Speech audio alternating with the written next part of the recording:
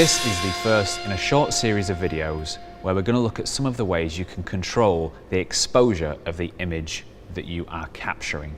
Specifically, we're going to look at the concept of stops to allow us to compare the different elements that control your exposure and balance them out. Now, good exposure is all about controlling how bright or dark your image is so that you don't overexpose and lose details in the brightest parts of the shot, or underexpose and lose details in the darkest parts of the shot. Now, sometimes you're going to be in a situation where certain elements of the shot you can't control and they go too bright, like this white card here.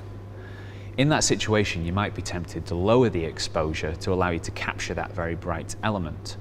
But generally speaking, what you should do is expose your subject correctly, i.e. me in this case, so that you get a well-balanced shot, and accept that certain things that are very bright are very dark and are going to be over or under exposed.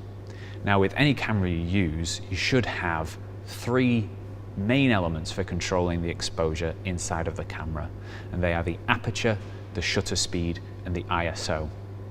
Now, the important thing to know about all those elements is that changing them will subtly change the aesthetics or how your shot looks. So knowing how to balance them out is really important for creating a nice image.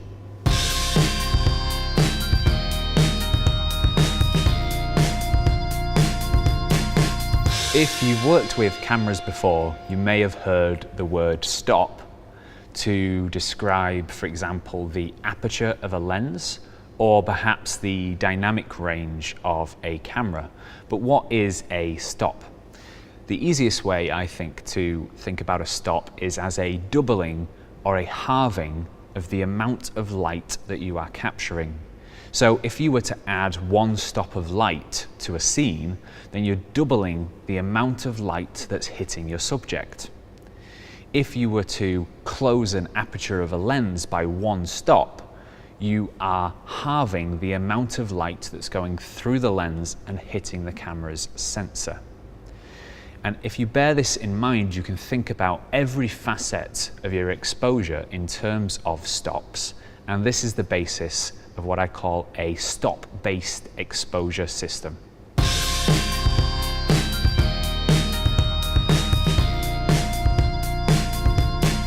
So we'll start out by looking at the aperture of a lens, because it's there that the whole concept of stops comes from.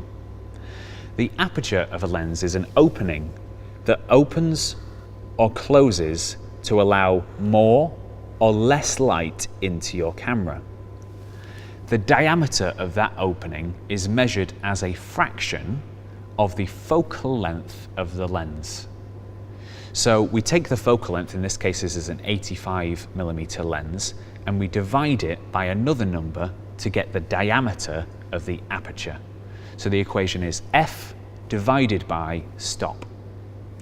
So as I've said, f in that equation is the focal length, and that's going to vary depending on whether you've got a wide lens with a low focal length or a telephoto lens with a high focal length. And then the stop part of that equation is a number that we can set either electronically on the camera with an electronic lens or with a dial on the actual lens itself with a manual lens. So because we're measuring the diameter as a fraction, as that number that you've set increases, the aperture closes and allows less light to hit the sensor. As the number decreases, the aperture opens and allows more light to hit the sensor. If you've ever changed the aperture on a lens manually, you may be familiar with this series of numbers. Each of these numbers represents a one-stop change in exposure. Going from f5.6 to f4 represents a one-stop change in exposure.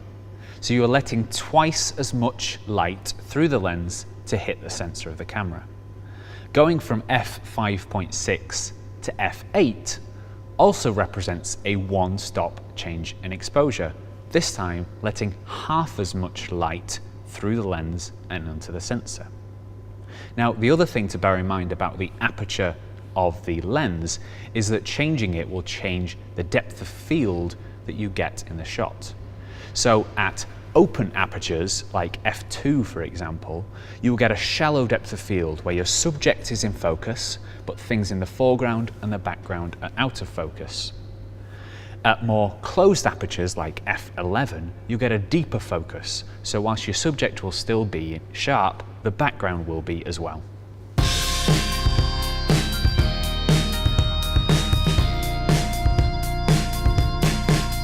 So the first piece of the puzzle is to try and memorize this series of numbers and remember that each one of them is one stop apart.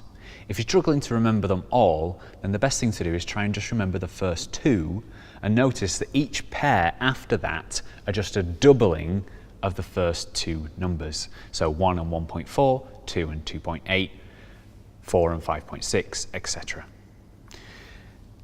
Next, we'll look at how we can think of both shutter speed and ISO, also in terms of stops, so we can start balancing out those three elements of exposure in a stop-based exposure system.